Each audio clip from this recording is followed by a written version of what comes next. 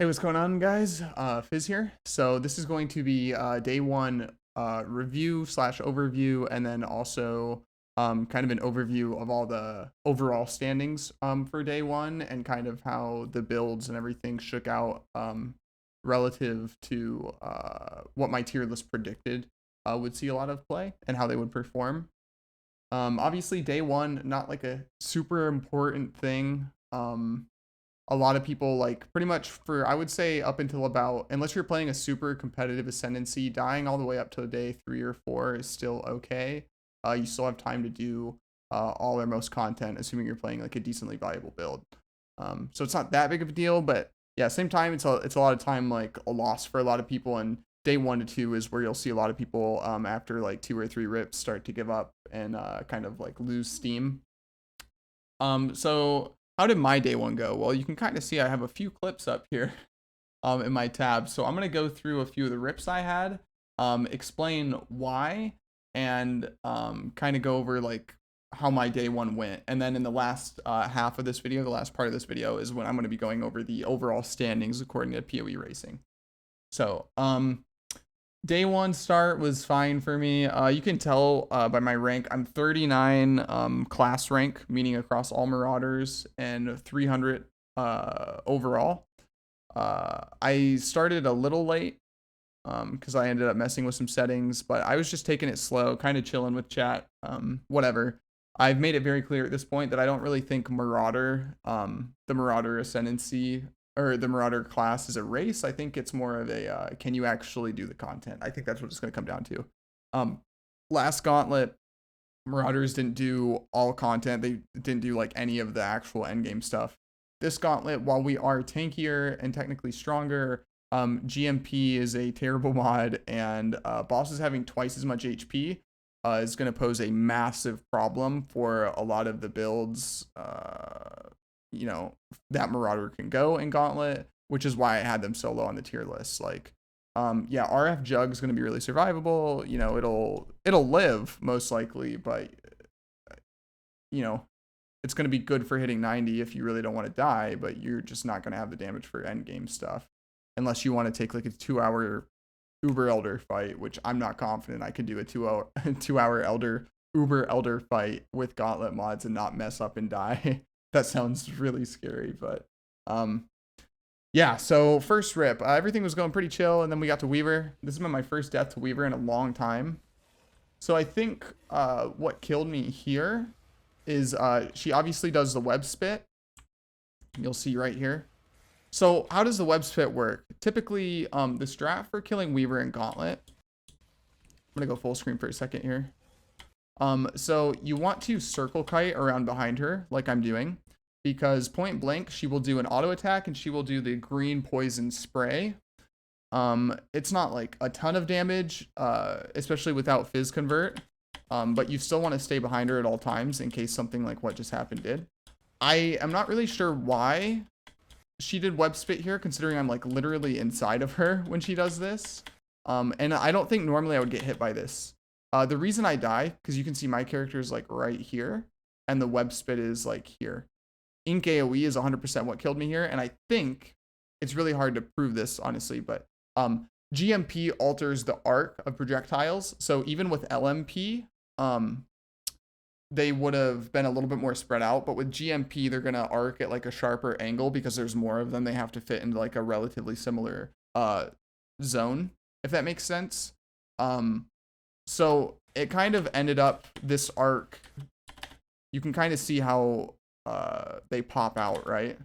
Like there's one here, here, here, here. So it made it a little bit more condensed and a little bit of a tighter angle. So GMP with increased AoE kind of made it so I got shotgunned, even though I was like inside of the boss, and she shot them like kind of over here. Like there's a pretty big difference here in the distance. So it looks like 2 or 3 of them shotgunned, overlapped, and killed me. Definitely couldn't have seen this coming. This is definitely not something you could have practiced for. So props is this wasn't practicable. I did say, so far I will say that Gauntlet has at the very least lived up to, if not surpassed, my expectations on being really brutal this time around. It's actually been a lot more difficult for leveling than I expected, though suspect a lot of that is due to my class and build choice and not so much Gauntlet itself. This Gauntlet specifically obviously is very, very unfriendly towards melee. Chavron comes to mind as being just absolutely brutal. Act 9 Chavron, right before you fight the final boss in Act 9, is absolutely ridiculous. She was a huge struggle for me to kill.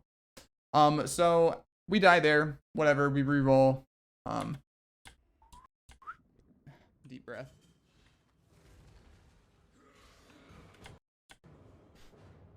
Okay.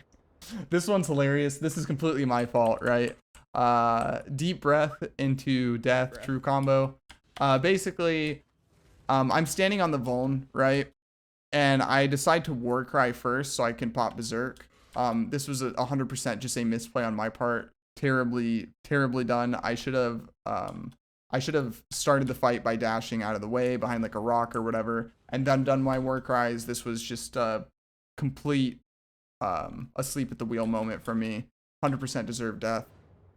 Going into the very last one. So I'll give you guys some context. I ended up rebounding pretty nicely. As you can see here in the corner, level 70 Zerker, this was towards the end of my stream. This was about 15 hours in. Level 70 was already rank 7. This is for Marauder overall. And there was only 1 or 2 people above me at this point that were even alive. Peppered out throughout like 70 to mid 70. And I think the highest at the time was like 78, somewhere between 77 and 79, somewhere in there.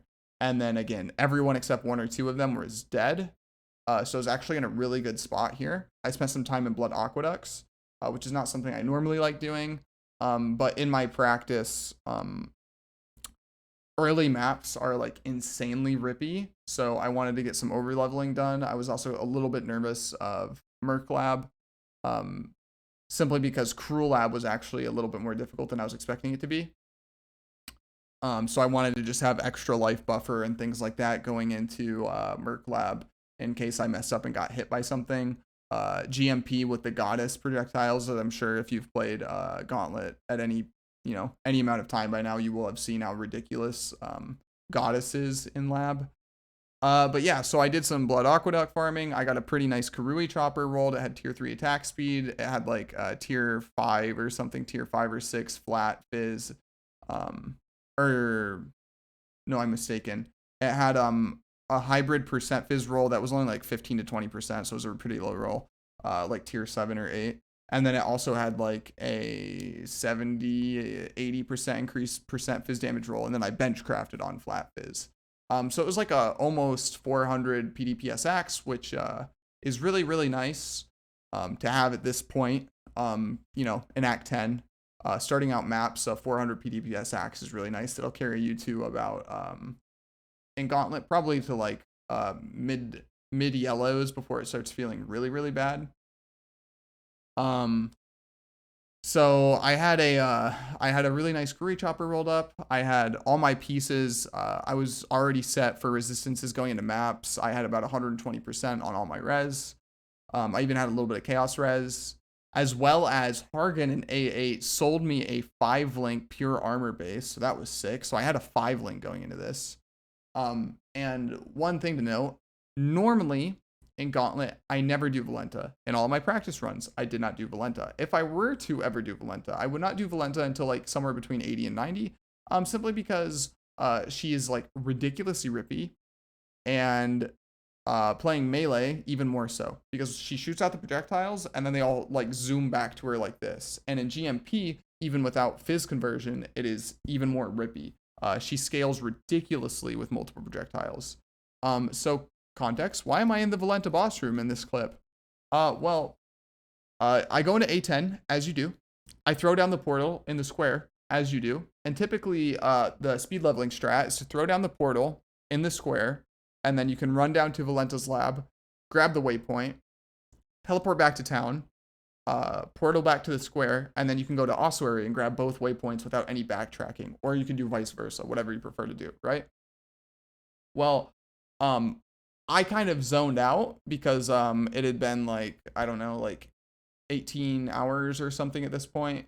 I was getting a little bit tired. And I didn't notice, like, I forgot the plan until I was actually almost at the boss room for Valenta after grabbing the waypoint. And I was like, well, now the fastest way to go back to town is just to log out. But if I log out, I'm going to lose my portal. So I might as well, fuck it, whatever, I'll attempt it. I have a 5 link and I have a nice ass axe. Well,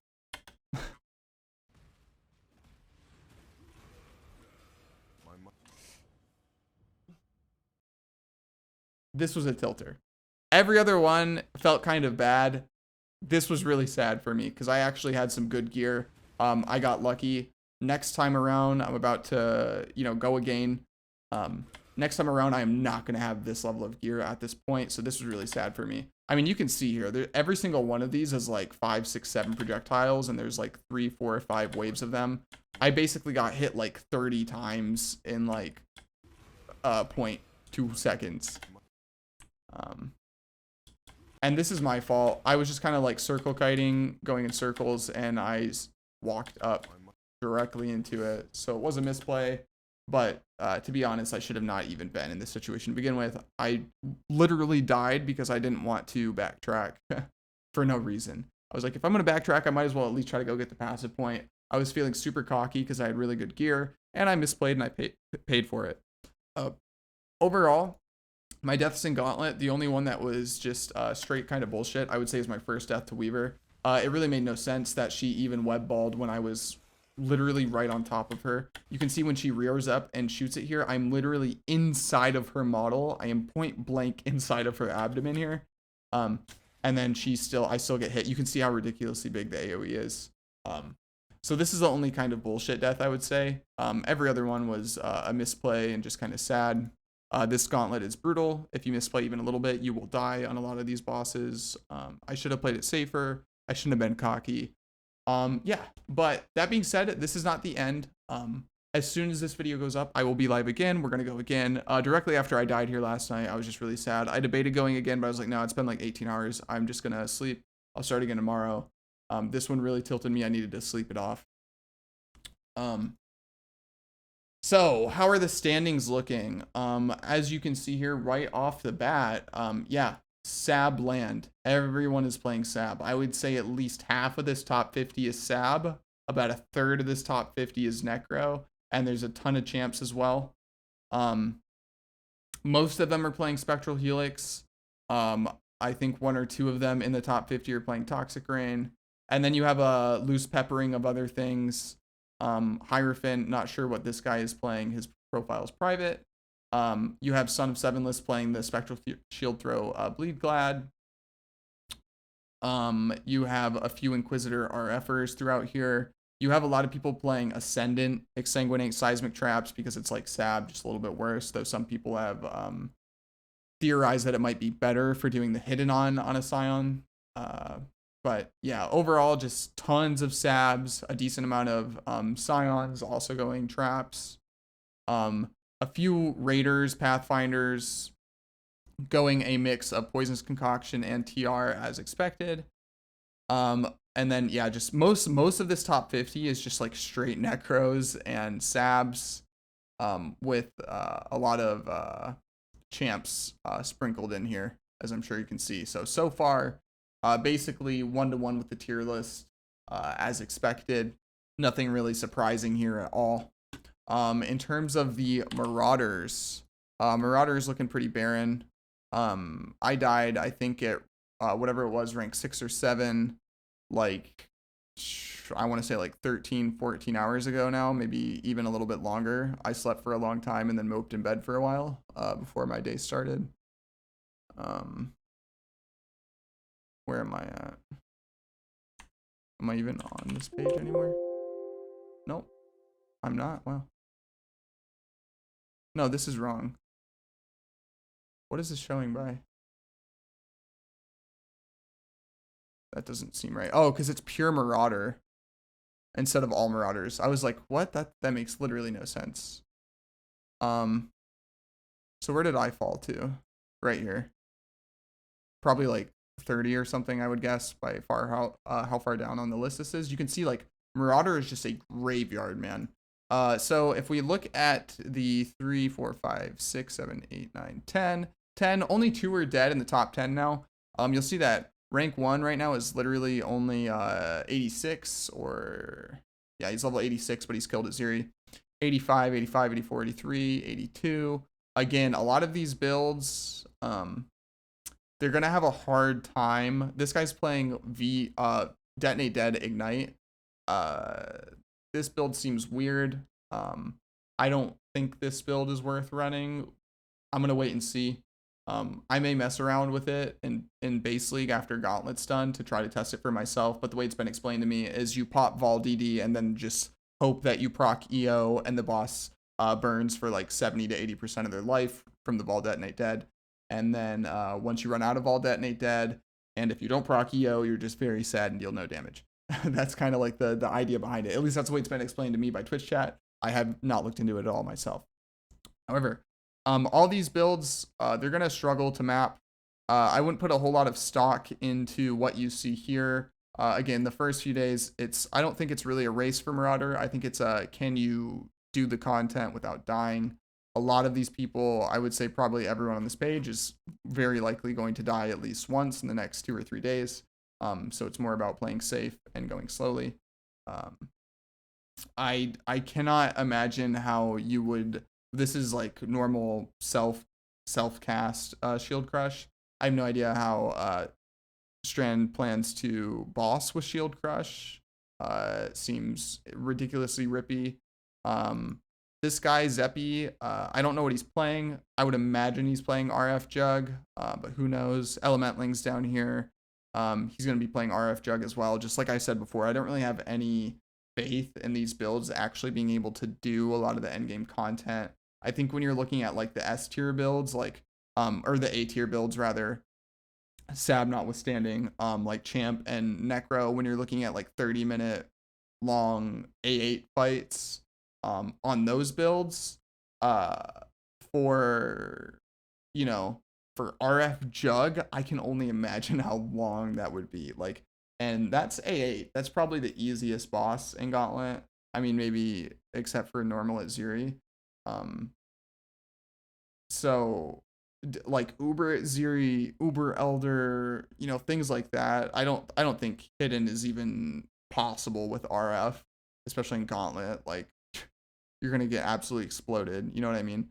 So I think a lot of these guys doing like RF Jug are just hoping to hit level 95, try to do whatever bosses they can, and then just hope the other people, like everyone else, dies and doesn't do, outdo their content. It definitely is not like a sound strat if you want to do all content. And again, one last time, I think Marauder is going to struggle very heavily to do all content if it's even possible. If it does end up getting done, it's probably going to be Earth Shatter or Ancestral War Chief, Totem Chieftain. That would be my prediction. I don't have any faith in self-cast Shield Crush. General's Cry Shield Crush probably. Maybe that's what Strand's plan is. If I were going to be playing this, I would probably go, like, you could go Shield Crush just for early on mapping because it's going to be a lot faster. And then when you plan to boss, swap over to General's Cry because it'll be a lot safer, because I can't imagine a world in which you can be that close to the boss and just not instantly die in this Gauntlet. Anyway, that's my musings on the Gauntlet. That's how everything's gone for me. Friendly reminder that I will be live on Twitch directly after this video goes up on YouTube. If you want to come by and hang out for a little bit, or if you have questions or whatever. Hope Gauntlet is going well for you guys. Hope you're having fun. Hope you're not feeling too demotivated if you had a bad day one like I did. Just go again. It's more like a community thing. So try to have fun with it. A lot of, as you can see here, Ventura's died. Exile died yesterday. Karn's died twice. Like, it's a bloodbath. Just try to have fun with it. I won't worry about it too much. Anyway, appreciate you guys for getting this far in the video. If you did, if you liked it, feel free to leave me a thumbs up. If you didn't like it, feel free to leave a thumbs down. Let me know what I can do better. And then if you like the content, maybe consider subbing. That's gonna be it. I'll see you guys on Twitch. Have a good one, guys.